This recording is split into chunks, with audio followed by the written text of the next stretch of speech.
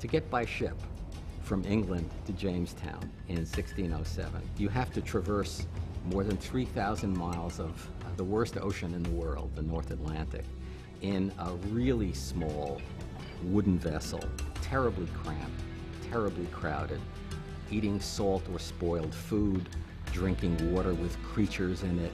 And what's even more remarkable is at the end of the journey, you're going to find yourself in an unknown territory, stretching unknown distances in every direction except the ocean. And there's the ocean between you and home. It's an extraordinary risk to just make the leap into the unknown and plant yourself there. Ultimately, the goal simply was survival. This was a wilderness, to put it mildly.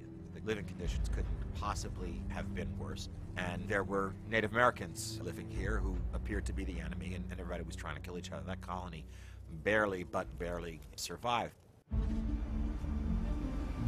When the first settlers reached the shores of North America, in Virginia, in Massachusetts, the thing that struck them was the effectively unlimited extent of natural resources. They knew that the forests went back as far as anyone had ever been. They knew that there were fish in the rivers. They knew that there was enough land for generation after generation after generation of farmers. The mindset changed on the moment that the English colonists landed in America.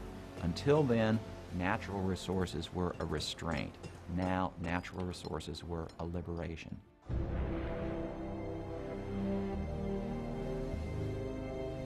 The next thing you have to know about Jamestown is more people keep coming over.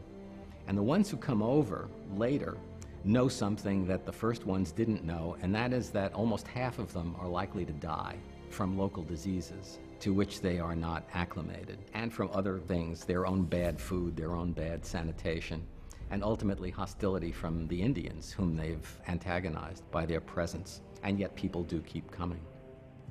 They were either fleeing religious persecution, they were fleeing poverty, they were fleeing a ceiling that said if you're not an aristocrat, you can't rise. And so there's a real sense of greater freedom here than anywhere else in the world. And a freedom that's not just political, but it's also a freedom to become somebody, a freedom to rise, a freedom to acquire property in a way that did not exist in the more structured and medieval societies around the world.